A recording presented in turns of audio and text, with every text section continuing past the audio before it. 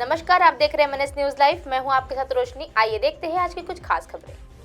युवती का अपहरण कर दुष्कर्म के दोषी को कोर्ट ने सुनाई सजा।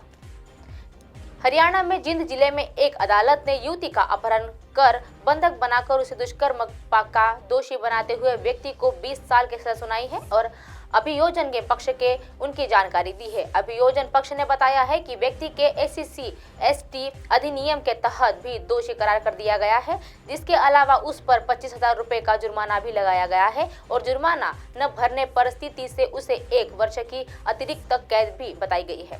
गौरतलब है कि 31 मई 2019 को सदर थाना इलाके में एक व्यक्ति ने पुलिस को शिकायत दी थी और 12 मई दोपहर को उसने 16 वर्षीय बेटी घर से गायब हो गई थी और तलाशने के बाद भी पूछताछ करने के बाद बेटी का कुछ पता नहीं चला था। पुलिस ने व्यक्ति की शिकायत पर अज्ञात लोगों से खिलाफ बंधक बनाने के मामला दर्ज किया है। पुलिस जांच के पता चला है कि मामले की कैथल पर बागा गांव निवासी मनीष इसके पास संयुक्त मिला था और जिसके पुलिस ने कार्यवाही करते हुए युवती के बरामद कर लिया और आरोपी को गिरफ्तार कर लिया। पुलिस के आरोपी इसके खिलाफ अपहरण के अलावा बंधक बनाने पॉक्सो एक्ट के तहत भी SC और ACT अधिनियम के तहत धाराएं भी जोड़ी है और तभी यह मामला अदालत में विराजकी के पास सामने गया है। मंगलवार को अतिरिक्त जिला एवं सत्र न्यायाधीश चंद्रदास श्री अदालत ने मनीष को 20 वर्ष की कैद की सजा सुनाई है और उस पर 25,000 रुपए का जुर्माना भी बताया है। इलाज से क्यों खौफजदा है संजय दत्त। साल 2020 में संजय दत्त ने 4 स्टेज लंग कैंसर का शिकायत हुई थी और इसके परिवार को जब उनके बारे में पता चला तो बहुत ज़्यादा झटका लग गया था, लेकिन उन्होंने हार न मानने हुए इस मुश्किल से घड़ी घड़ी हिम्मत लड़ने की बनाई थी। और हालांकि यह बात सच है कि शिकायत में संजय दत्त कैंसर का इलाज नहीं करवाना चाहते थे। संजय दत्त हाल ही में बुधवार को अपनी बहन के साथ इवेंट में पहुंचे थे, जहां उन्होंने अपनी कैंसर की बातें और उनकी जानकारी दी थी, कैंसर से लड़ने का हौसला भी दिया था। इस इवेंट में डॉक्टर भी मौजूद थे जिन्होंने अभिनेता का इलाज किया था और इवेंट में संजय दत्त का से सवाल भी पूछा गया था कि जब उन्हें कैंसर के बारे में पता चला तो उनको कैसा महसूस हुआ था और उनका रिएक्शन क्या था।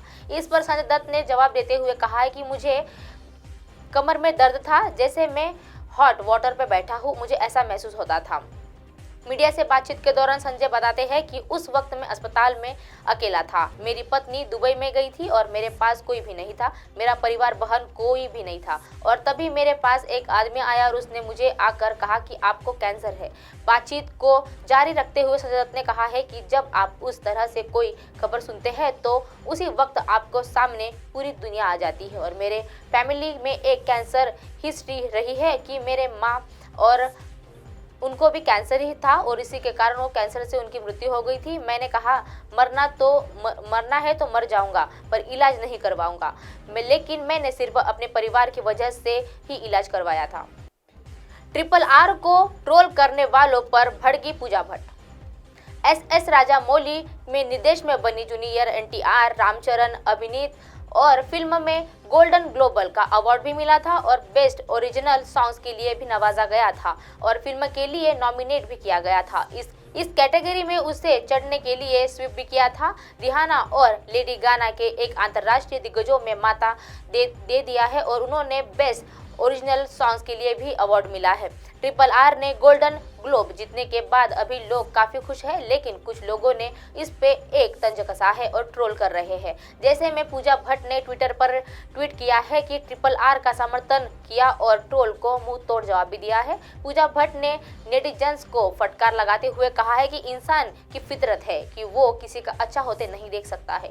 इतना ही नहीं, पूजा ने कहा है कि RRR की टीम को बधाई देती हूँ और पूजा भट्ट ने नाटू नाटू के सॉन्ग को भी काफी प्रताड़ित किया है और वह लिखती है कि यह सौभाग्य है कि इस गाने को इतनी प्रसन्नता मिली है और दिल के बाद संगीत की तक पहुंच गई है। आपको बता दें कि MH किरावासी ने पूजा से कई हिंदी फिल्मों में भी काम किया है और उन्होंने फिल्म जख्म 1998 में की है और जिस्म 2003 में की है, रोग 2005 में और धोखा 2007 में कई फिल्मों में नजर आई है। अब आप हमारे चैनल को अपने मोबाइल पर भी देख सकते हैं। मोबाइल ऐप पर देखने के लिए प्ले स्टोर से MNS news TV app download करें।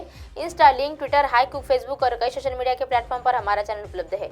आप इसे यूट्यूब पर भी देख सकते हैं। आप हमारे चैनल को लाइव भी देख सकते हैं www.mnsnewstv.com पर। फिलहाल वक्त तो चला है दर्शकों ब्रेक का। ब्रेक से लौटने के बाद देखिएगा देश और दुनिया की तमाम खबरें। बने रहिए MNS न्यूज पर। नमस्कार।